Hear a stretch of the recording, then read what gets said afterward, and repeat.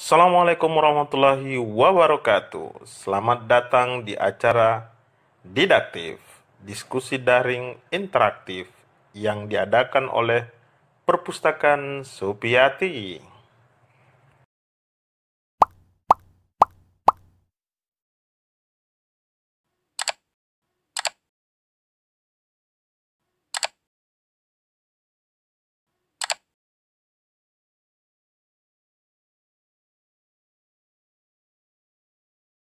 Eh, saya lanjut tadi, Bahrul.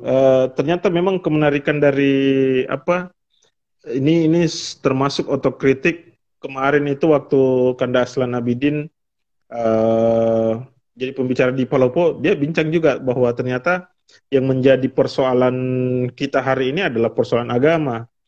Dan Hmm. di buku apa Masyarakat Tanpa Tuhan pun diberikan gambaran, kalau tidak salah ada dua negara yang dijadikan sebagai sampel dari tulisan itu dan mengatakan bahwa agama adalah jadi mereka di masyarakat itu melepaskan kepentingan keagamaan, kepentingan Tuhan. Jadi mereka membangun konvensi bersama keberkaitannya dengan bagaimana kita hidup di masyarakat dan seterusnya. Nah, itu menarik dan ternyata sepertinya di hutan Amazon pun melakukan itu. Tapi apakah mereka itu punya konsep kepercayaan tersendiri?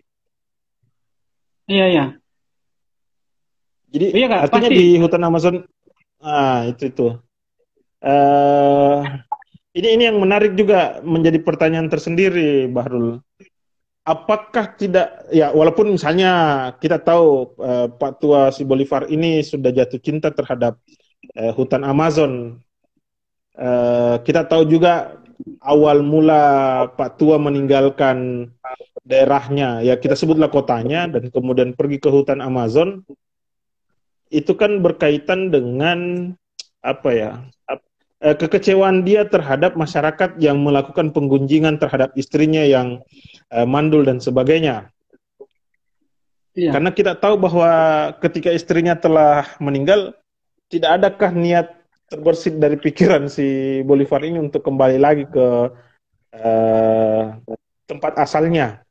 Karena kita tahu bahwa hutan Amazon hanya sebagai tempat di mana pelariannya saja awalnya kan gitu.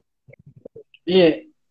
Oh, kalau ini sebenarnya memang dari awal eh, Bolivar ini sudah tinggal di sekitar Sungai Amazon.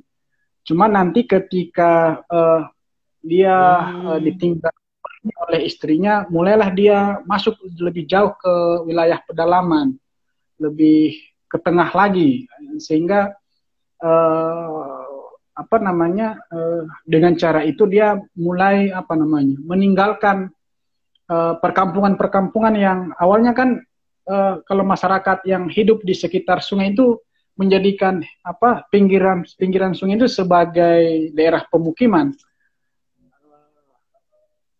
sehingga Mhm. semakin jauh masuk ke dalam itu semakin jauh dari keramaian pemukiman. Nah, itu yang ditempuh Jose Bolivar itu, sehingga dia akhirnya bertemu suku Suar dan mulai hidup dengan gaya suku Suar, gaya masyarakat pedalaman. Nah, kalau apa keyakinan apa ya versi suku Suar ini, saya tidak tahu persis seperti apa keyakinannya, tetapi yang saya tahu masyarakat lokal seperti itu, masyarakat pedalaman, masyarakat uh, adat seperti uh, suku Suar pasti memiliki semacam pandangan tertentu berkaitan dengan apa namanya, dengan kosmologi, dengan tanda petik dengan teologi, dengan hubungannya dengan kehidupan apa dari aspek antropologinya, bahkan Mhm. aspek ekologinya. Sehingga bagi saya kekhasan ini yang menjadikan mereka itu punya pola hidup yang berbeda dari masyarakat yang katakanlah jauh lebih berperadaban, tanda petik berperadaban. Eh, Terbukti dari dari gaya hidup mereka itu kan lebih lebih asri, lebih lebih perhatian kepada alam lingkungannya, lebih lebih berjaga-jaga atas atas alam semesta, lebih awas diri. Eh, dan saya kira itu pasti punya dasar-dasar yang kita sebut agama. Mhm. Di, di sisi ini saya teringat dengan ini Kakar, Ya, masyarakat adat ya. lokal di Kajang. Ah, itu juga bagus dibincang itu. Si Diana ya, Uh, masyarakat iya, dalam ya, Kajang dalam. masyarakat yang dalam itu. Saya kan sempat ini tesis saya mengangkat itu Hmm, masyarakat adat. Jadi sedikit banyak saya bisa cerita inilah berkaitan dengan keyakinan mereka itu. Jadi memang eh, masyarakat-masyarakat macam itu memang lebih aware kepada ini, lebih lebih ini, lebih concern kepada keseimbangan alam. Bagi mereka kita ini bukan, kalau di konteks pemikiran yang lain, manusia menjadi pusat.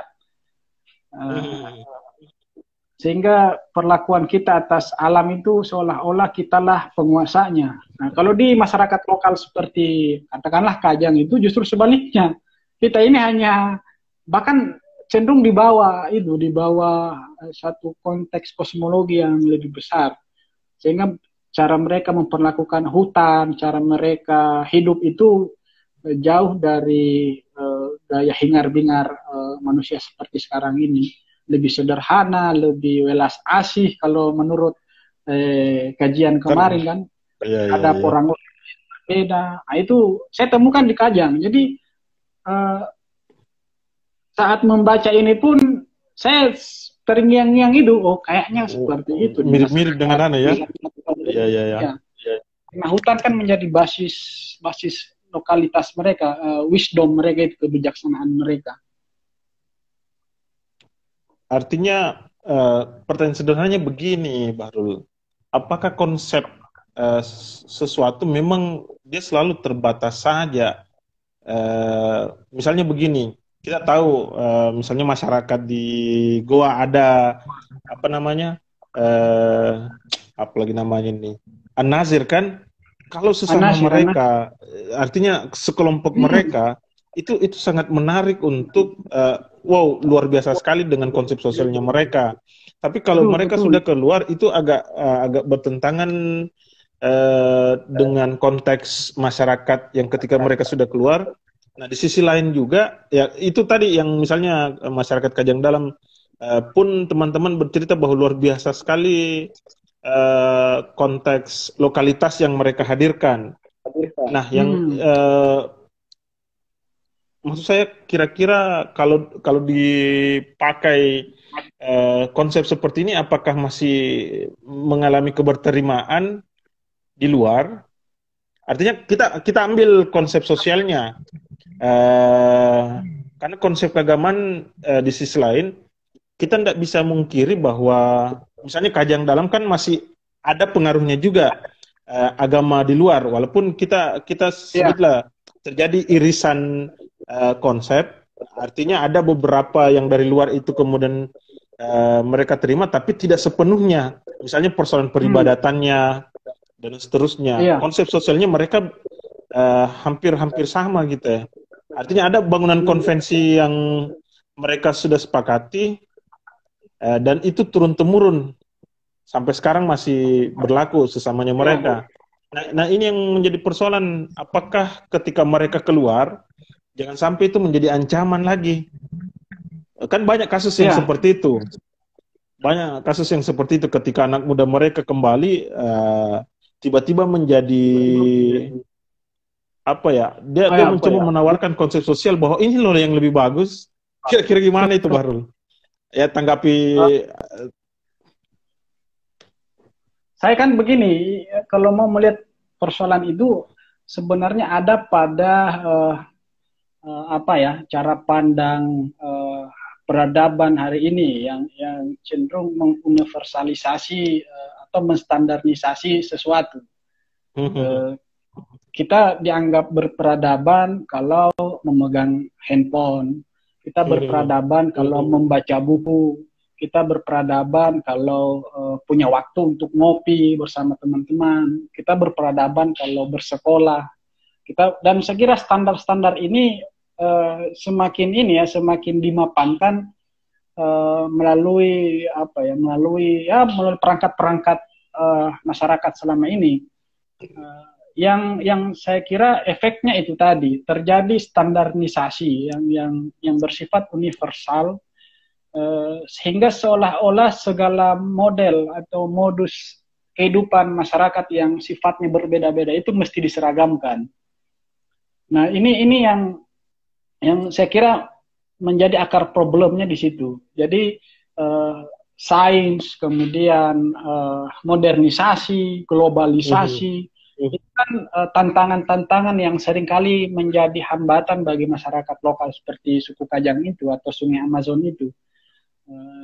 Padahal seperti yang diinginkan kalau saya membacanya oleh Luis Sepulveda ini adalah pentingnya untuk bersikap adil atas kehidupan yang khas seperti masyarakat Sungai Amazon itu, yang punya pandangan tertentu, nilai-nilai tertentu, norma hidup tertentu, yang justru sebenarnya jauh lebih canggih kalau saya melihatnya dari konteks masyarakat modern seperti sekarang.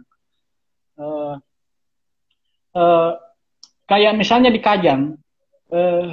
Kajang itu kecanggihannya bisa kita lihat dari ada semacam keinsafan diri dari setiap warga di sana, hanya untuk mengambil ranting pohon saja itu takutnya bukan main. Jadi sampai akhirnya harus melapor dulu di Amatoa. Ini ranting yang jatuh karena hujan atau hasil tebang orang. Kalau hujan ya mungkin bisa diambil, tapi kalau hasil tebangan, ini masalah. Ini bukan kayu yang, kalau menurut konsep mereka, bukan kayu yang berkah dan semacamnya. Nah, saya melihat, wah ini satu keinsafan, satu kesadaran yang betul-betul dicerna dan dijalankan di masyarakat orang-orang Kajang itu. Beda kalau kita di sini masyarakat yang sudah bersentuhan, beririsan dengan peradaban yang jauh lebih canggih, kadang semakin canggih, istilahnya kita mengalami ini, kalau orang Bugis, maka saya bilang takalupai, jadi lupa diri. Lupa diri ya. Jadi dirinya ini yang harusnya menjadi menjadi pihak yang harus lebih banyak berkhidmat, lebih banyak berbuat baik kepada kehidupan sekitar, justru menjadi pusat yang harus dipenuhi ego-egonya. Nah, itu yang terjadi bagi saya. Sehingga sebenarnya yang masalah itu bukan orang-orang Kajang yang ketika keluar bermasalah dengan peradaban di luar, justru peradaban kita yang bermasalah dengan mereka itu. Itu yang saya mesti digarisbawahi, karena bagi saya kearifan lokal itu salah satu atau bahasa lain dari kebaikan universal, kira-kira begitu kalau kita istilahkan. Kebaikan universal itu tidak mungkin bertentangan dengan kebaikan-kebaikan yang lain yang ada di yang lain. Nah, ini yang tinggal dicarikan jajaring yang menghubungkan satu sama yang lain itu. Nah, itu yang saya kira membuat kelompok An-Nasir itu hidup sendiri, hidup di tengah ini, di goa itu, di mana? Di kecamatan ini, tidak jauh dari rumah, di sini, di Mawang. Mawang. Nah, itu kan karena melihat ini peradaban ini ya, dalam kacamata agama sudah sesat, sudah macam-macam lah. Tapi ya perlu suatu area hidup yang lebih kondusif, lebih normal, sampai mereka membangun sendiri sekolahnya, membangun sendiri pasarnya, membangun sendiri institusi pemerintahannya itu kan. Nah, ini kan kalau kita lihat ada irisannya dengan konsep apa konsep anarkisme itu kan ya, membangun pemerintahan ini. Itu kan. Nah, ini yang apa ya, kayak Kajang itu mungkin itulah yang didambakan oleh kelompok anarkisme itu, punya pemerintahan sendiri, mengelola sendiri kehidupannya. Kira-kira begitu, Kak. Tapi anarkisme sendiri itu sebenarnya tahu Anda bisa dikonteskan seperti Kajang dan sebagainya, karena konsep anarkisme itu menolak betul, justru dia menolak sistem pemerintahan, apalagi ada yang namanya pemimpin. Misalnya kalau di Anu kan Amatoa, kalau di Nazir itu kan ada imam besarnya mereka juga. Nah, yang menjadi persoalan sebenarnya, mungkin ini semacam pertanyaan terakhir saja, karena nanti sebagai pertanyaan lebih khusus lagi, selain dari yang pertanyaan terakhir, bahwa apakah memang Lee Sepulveda ini ingin memberikan gambaran bahwa di hutan Amazon itu sangat kental anarkismenya, ataukah tunggu dulu, saya masih penasaran dengan kan ada konsep lokalitas yang bermain, misalnya gini, yang mana tadi tuh, ketika siapa namanya tadi, yang Bolivar ya, yang Patua itu. Nah, itu kan jelas sekali bahwa dia datang dan kemudian ketika meninggal dan sebagainya, ketika kita sebut dia sudah menyatu dengan alam, masyarakat setempat itu kemudian memberikan ruang. Apakah ada juga konsep amatoanya di sana? Istilahnya kepala adat gitu. Iya. Jadi beda dengan konsep pemerintahan ya. Kalau pemerintahan kan tadi wali kota. Jadi, nah, ini beda kalau betul.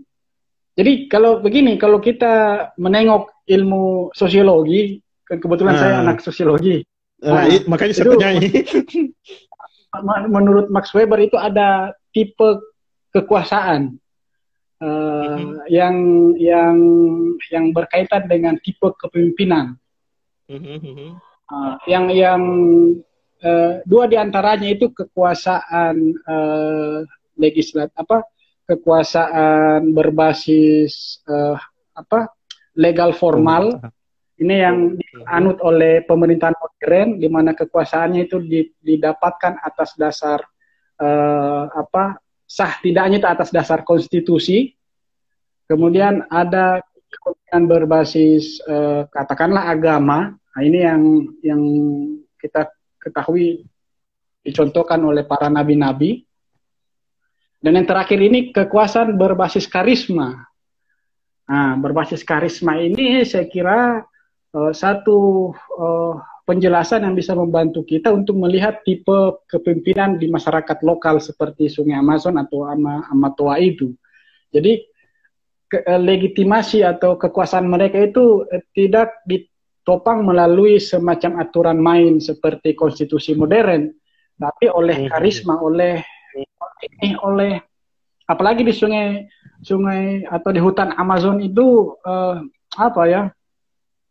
bisa dibilang seorang pemimpin itu harus kuat secara fisik, harus kuat secara peranian kan.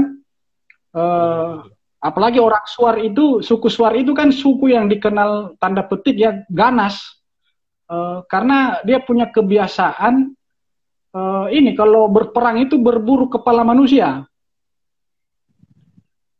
Jadi kalau jadi itu bahkan di kepala manusia itu dijadikan, kata orang, cenderamata, kayak semacam tongkat. Nah, di ujung tongkat itu kepala musuhnya itu yang sudah dipenggal, diawetkan, jadi nanti kayak dendeng mengecil begitu. Itu yang jadi kebanggaannya. Nah, ini butuh kekuatan fisik, butuh keberanian, butuh butuh semacam modal perasaan yang tak gentar dalam melihat musuh, dan itu adalah karisma. Dan konsep kepemimpinan bagi masyarakat Amazon seperti itu, saya kira adalah figur-figur yang punya kualitas seperti itu, punya kualifikasi semacam itu. Sehingga orang yang dianggap pemimpin, orang yang punya karisma, orang yang punya kemampuan leadership di atas rata-rata. Sama dengan ini, bukan berarti menyamakan ya, kalau kita menegupan kera atau simpanse atau gorila itu, dalam menentukan pemimpin itu siapa yang paling banyak mengalahkan musuhnya. Di dalam duel itu, pertarungan duel itu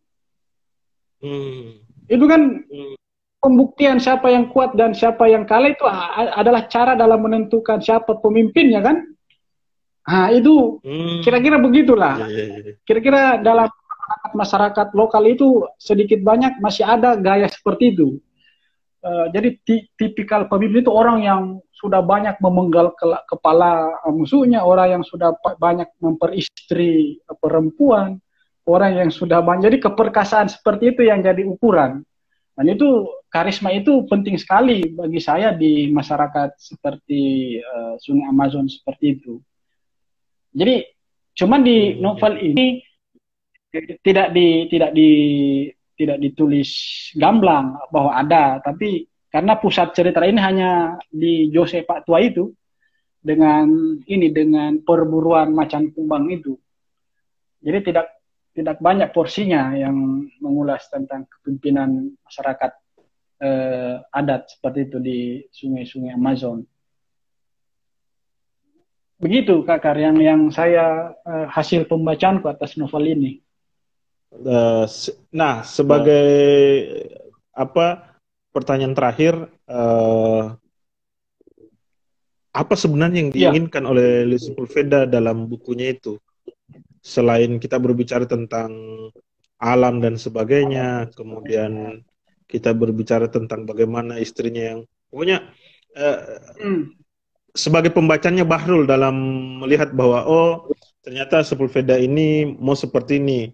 Artinya ada, kalau disebut tadi sisipannya konsep keagamaan coba ditanggalkan, kemudian konsep anarkisme coba disisipkan juga.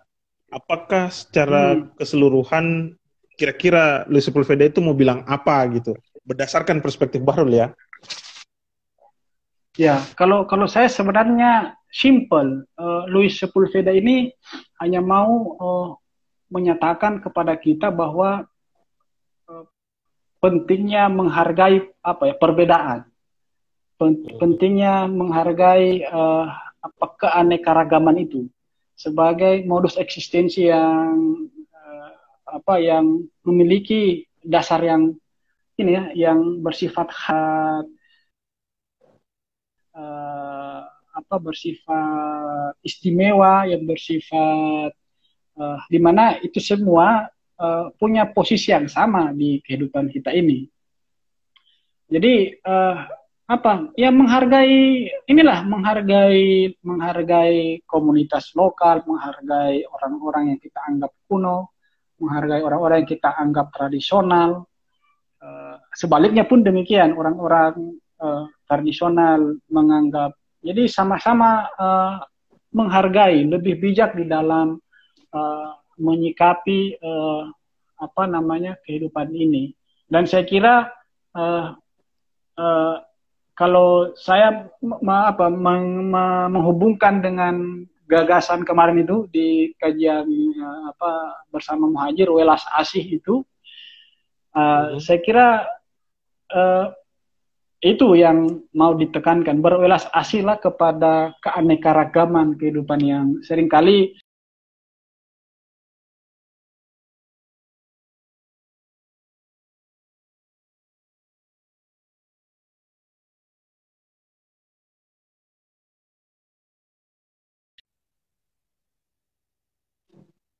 yang bersamaan ada diferensiasi. Cuman perbedaan ini jangan dianggap sebagai tingkatan yang membuat satu lebih istimewa dari yang lain. Jadi itu aja yang saya kira ingin disampaikan oleh Sepulveda yang ada di novel Pak Tua ini, yang Pak Tua yang membaca kisah cinta. Ya, itu kan konsep cinta, saya kira. Cinta itu seperti itu, menghargai perbedaan, menghargai keunikan, kekhasan, dan keistimewaan masing-masing. Kita ini unik, mereka juga unik. Nah, karena masing-masing adalah unik, jadi mari saling menjaga dan saling ini. Kira-kira begitu kultumnya, Ustadz. Substansi cinta yang ditawarkan oleh Luis Sepulveda ya. Cinta terhadap, ya, saya pernah membuat quote sih sebenarnya bahwa kemanusiaan itu manusia dan alam sekitarnya. Itu substansinya, karena kemanusiaan itu tidak hanya kita berbicara tentang manusia, tapi alam dan sebagainya itu adalah kemanusiaan juga. Jadi kalau mereka tidak mencintai alam, bahwa dia sebenarnya melanggar substansi dari kemanusiaan itu sendiri. Ya, karena kita saling membutuhkan ceritanya tuh. Jadi, seru nih ceritanya ya, deh. Begini model cinta ya deh. Ustaz Bahrul, terima kasih. Sebelum saya juga butuh ya kalimat pamungkas lah dari diskusi kita. Ini sebenarnya masih banyak yang saya mau tanyakan berkaitan dengan Luis Sepulveda ini, tentang latar belakangnya bagaimana dan sebagainya. Tapi saya pikir atau bisa ditambahkan lagi yang sebenarnya Luis Sepulveda ini siapa? Iya, apa namanya? Tidak apa-apa, sekali-sekali biasanya kan orang diskusi itu didahulukan siapa Luis Sepulveda, kemudian karyanya apa saja, tapi kita belakangkan bahwa ternyata Luis Sepulveda itu kita simpan di belakang. Nah, boleh mungkin cerita siapa sebenarnya itu Luis Sepulveda? Mengapa kita harus mengantar arwahnya? Luis Sepulveda ini dia dikenal sebagai aktivis, kemudian ya sudah tentu penulis, jadi penyair aktivis, penulis aktivis yang kebetulan concern tentang pemikiran-pemikiran Marxisme. Jadi disebut seperti juga ini ya, penulis-penulis Amerika Latin itu pertautannya dengan Marxisme itu kuat sekali. Sehingga ikut menentukan gaya bersastra mereka. Makanya sastra mereka itu kadang sastra yang sedikit banyak menyampir-nyampir atau mengkritik kekuasaan lah. Mengkritik. Ya, jadi apalagi di dalam kehidupan Sepulveda ini nyaris sebagian usianya itu hidup di dalam pengasingan, sama dengan Pramudia Anantatur. Kalau Pramudia Anantatur kan diasingkan di Pulau Buru, kalau Sepulveda ini lebih jauh lagi diasingkan di luar negaranya, karena sebelumnya dijatuhi hukuman ini oleh rezim Pinochet di Chili, kurungan seumur hidup. Tetapi karena pembelaan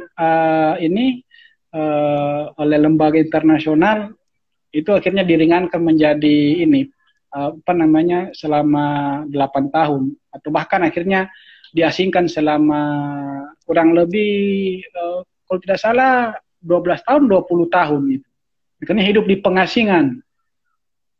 Dia hidup berpindah-pindah dari Argentina, dari Peru, kemudian akhirnya ke Eropa. Dan itu bagi dia, kalau kita membaca biografinya, yang ikut menentukan identitas ke Amerika Latinannya. Jadi dia lebih Amerika Latin ketika di tanah pengasingan, ketika mesti hidup di Amerika Latin itu sendiri. Ini problem identitas. Jadi dia lebih menemukan identitasnya di tanah pengasingan daripada ketika di Amerika Latin itu sendiri. Nah, itu yang membuat dia akhirnya, termasuk ini tulisan Pak Tua ini kan hasil ini, dia memang ini novel memang betul-betul kalau bisa dibilang hasil dari dia memang pernah ini kan ekspedisi di hutan Amazon dan tinggal dengan Suar, dan hasilnya ini kalau menurut saya buku ini dia tulis sebagiannya di buku ini. Nah, itu yang dia bersama, jadi aktivis lingkungan bersama Greenpeace, pernah melakukan ekspedisi di Sungai Amazon, meneliti dan memberdayakan orang-orang di sana, dan itu yang dia ceritakan di buku ini sedikit banyaknya hasil dari pengalamannya itu. Kalau latar belakang pendidikannya? Dia ini di Universitas Moskow pernah ambil latar belakang ini dunia seni peran, teater kalau tidak salah. Oh, iya. Cuman tidak selesai karena pada masa itu dia bergaul dengan pemikir ini, penulis-penulis ini yang dibenci oleh pemerintah. Ya akhirnya beasiswanya dicabut. Nah dari situ dia akhirnya ini sekolah di mana? Saya lupa ingat. Yang jelas latar belakangnya memang tidak jauh-jauh dari sastra itu sendiri. Nanti setelah itu baru dia diundang menjadi dosen di beberapa perguruan tinggi. Nah, itu latar belakangnya. Mungkin teman-teman bisa cek di banyak saya kira ditulis terutama hasil wawancaranya dengan UNESCO itu. Dia ini. Iya. Jadi sedikit banyak inilah kalau melihat Sepulveda bayangkanlah itu Pramudia Anantatur lah, kira-kira begitu. Pramudia Anantatur, sedikit banyak cara hidupnya itu kira-kira seperti itulah, penulis-penulis di bawah rejim Orde Baru itu. Kecuali objek kajiannya yang bikin beda ya. Kalau Pak Tua itu lebih kepada alam, sementara kan lebih kepada manusia. Artinya memang pembicaraan dua hal itu ndak lepas dari otokritik. Sip. Iya. Persoalan istri dan sebagainya. Selain tahu itu. Ndak digambarkan ya. Iya. Mungkin itu sisi misterius dari penulis-penulis itu. Kecuali ada beberapa memang yang belak-belakan membicarakan istrinya, tapi ini Louis Sepulveda kemenarikannya karena ini tadi kan dibahasakan juga bahwa dia berlatar belakang Marxism ya, dan di sisi lain ayahnya yang notabene penganut anarkisme, kan kita tahu anarkisme dengan Marxisme itu kan pasti punya juga sudut pandang yang berbeda. Di sisi lain menyepakati adanya sistem pemerintahan, satu menolak, apalagi dulu ketika Michael Bakunin dengan Marx ketemu di Den Haag Belanda kan jelas sekali itu perdebatannya, dikritik habis itu Marx karena menganggap bahwa selama ada pemerintahan pasti ada penindasan. Ini juga sebenarnya yang kita mau lihat dari Louis Sepulveda, bahwa ternyata dia menggambarkan memang pemerintahnya luar biasa sekali, bejatnya ya, melakukan pengeksploitasian dan seterusnya. Justru masyarakat suku Saur inilah yang memperlihatkan contoh yang positif. Nah, ini sekaligus mengkritik modernitas juga. Betul. Kita meminta kalimat penutup, kalimat pamungkas lah dari Ustaz Bahrul dari diskusi kita. Itu harus ada kalimat pamungkas. Tidak mesti, tapi saya meminta masalahnya. Begitu. Janganlah. Itu kalimat pamungkas? Biasanya orang bilang closing statement, tapi geli saya menggunakan itu. Closing statement. Itu kan istilah layar kaca itu, closing statement. Berarti kalimat penutup di apa? Ada ya semacam quote-quote gimana gitu. Sebagai simbolitas bahwa berterima juga. Ya kalau dulu kan acaranya Deddy Corbuzier itu selalu ada itu kalimat penutup. Biasanya Deddy Corbuzier yang bilang, tapi saya mau ente yang bilang. Apa? Sambaran mau apakah? Yang jelas berkaitan dengan gagasan-gagasan Louis Sepulveda. Atau kalimat pamungkas dari Louis Sepulveda yang menurut Anda yang Hah? yang luar biasa selain yang kita sebutkan tadi apa kira-kira? Apa ya? Kalau itu ini aja. Kutipan-kutipannya itu apa ya? Wah, itu lebih rumit lagi karena kalau Sepulveda yang dibutuhkan bukan kutipan, tapi bagaimana tulisannya itu Oh ya, menginspirasi. oh ya. Oh Nah, iya, gimana? saya teringat Oke. Sepulveda ini sosok yang eh, unik ya karena dia justru lebih menyenangi orang yang berbeda daripada pendapat-pendapatnya. Dia lebih suka. Jadi kalau mau dipamungkasi berdasarkan uh, tulisannya itu atau perkataannya itu barangkali berbunyinya begini. Perbedaan itu adalah anugerah. Kira-kira begitu. Oh gitu dia. Oke, Begitu. sip, sip, sip, sip. Bahrul, saya yakin dan percaya pernah ketemu dengan Faisal Nurjaratan. Oh iya, iya, iya. Faisal Nurjaratan itu pernah bercerita kepada kakak. Jadi kakak saya itu buka salon itu karena sudah almarhum ya, Faisal Nurjaratan. Iya. Oh, salon yang di ini Kak, di Tidung itu? Pernah di Veteran, pernah di Tidung. Tapi yang pusatnya itu di Jalan Serigala. Dulu kakak itu kerja di salonnya orang dan kemudian Ya. kakak itu pokoknya Pak Isang Ngejaratan itu maunya dikerja sama kakak karena banyak pengalaman dan kakak itu kayak dianggap anaknya Mi. Dan Iya. Pak Isang Ngejaratan pernah bilang begini sama kakak waktu dia bercerita tentang kalau dia ngajar, makanya dia tidak kejar gelar dan sebagainya itu. Iya. Kalau mau dapat nilai, jadi dia cerita kepada mahasiswanya, kalau Anda mau dapat nilai A, gampang. Harus berbeda dengan pemikiran saya. Mereka yang selalu membeo, jangan pernah berharap nilai A dari saya. Artinya memang, kan dia kan ngajar filsafat apa segala macam juga tuh. Jadi intinya mahasiswa yang selalu protes dengan gagasannya, itu nilai A. Artinya sekadar info bahwa kata kunci yang ingin disampaikan seperti yang disampaikan juga tadi Bahrul melalui melalui Bahrul dari Luis Sepulveda itu, bahwa semakin hadir perbedaan maka potensi sintesis itu akan hadir. Jadi dengan kata lain, kalau mau menghadirkan sintesis sederhana, tesis yang dihadirkan harus dihadirkan juga antitesis. Terima kasih Ustadz Bahrul. Siap, Kanda. Saya mau tanya, Bahrul Amsal SOS atau SPD? Gelarnya. MSI. SOS MSI. Tapi Bahrul dan Amsal spasi ya? Spasi Kak, iya. Oke, itu yang tidak spasi kan tren Facebook saja itu Kak. Oh, siap. Oh, mata lensa baru masuk. Terima kasih banyak Kak Bahrul. Mohon maaf, saya telah mengambil waktu hampir sekitar 2 jam. Ternyata sekitar 2 jam dan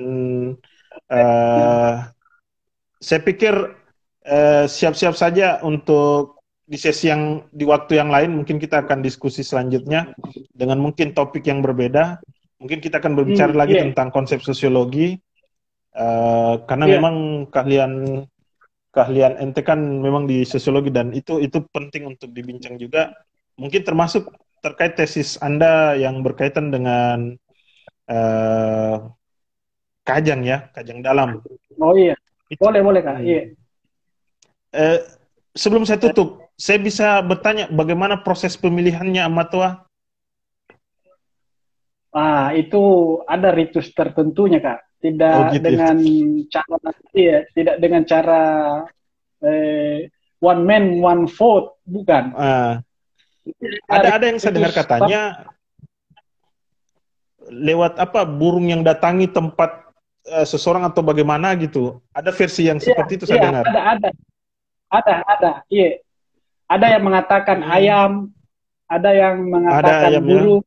Ya. Tapi intinya sama. Tidak ditentukan oleh ini. Ada unsur mistisisme ikut di situ, Kak. Iya. Dan Eh, itu hutan tertentu di tengah hutan dilakukan ritual seperti itu. Dan apa namanya eh, apa sebelum menjadi amatua itu eh, ada periode disebut amalolo.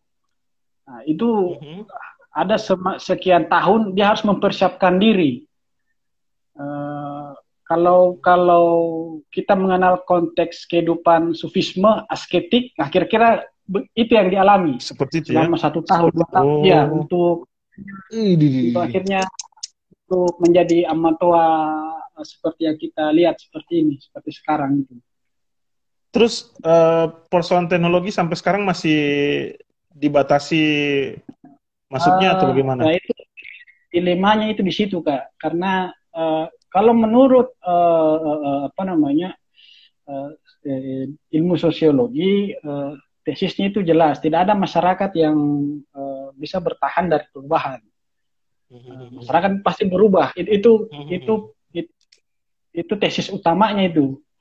Nah, kemarin penelitian saya itu mau melihat bagaimana Kajang itu apakah ada perubahan ataukah memang seperti yang sering dinyatakan bahwa mereka ini masih pure mempertahankan itu ada adat istiadat mereka. Hasil penelitian saya sebenarnya akhirnya menemukan dua, bahwa ada unsur-unsur yang berubah, ada unsur-unsur yang masih terus bertahan. Jadi apa ya, bisa dibilang tidak murni-murni amat lagi sekarang itu di Kajang, di Amatua Dalam itu, Ya, karena ya, ya, ya. Sip, sip. sudah banyak yang berubah lah, walaupun masih Bah, ada adat istiadat yang dipertahankan.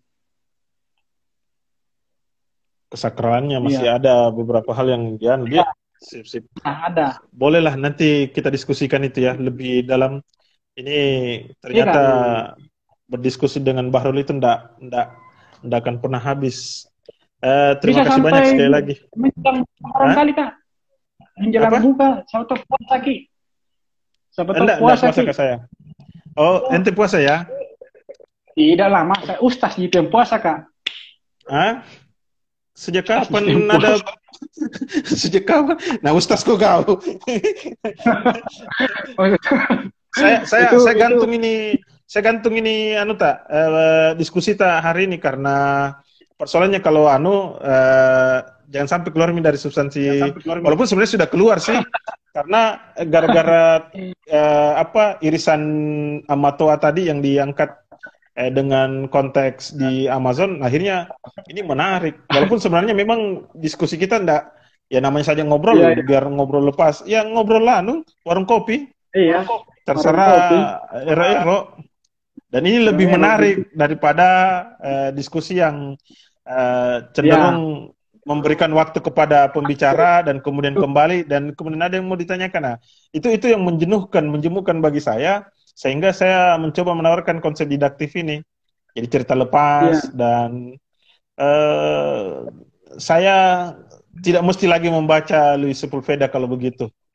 Karena untuk patuanya secara garis iya, iya. besar pesannya artinya kita menunggu mudah-mudahan Roni Agustinus mau Ya, betul. mencari buku-buku yang lain apalagi Iya, harapan kita bukunya Luis Sepulveda ini harus direkomendasi untuk diterjemahkan. Saya secara pribadi memang iya, margin kiri apalagi ya beberapa penerbit yang memang ya kata orang mahal ya walaupun agak ini tapi kualitas tidak kualitas. berbohong juga luar biasa memang Iya, betul Pak.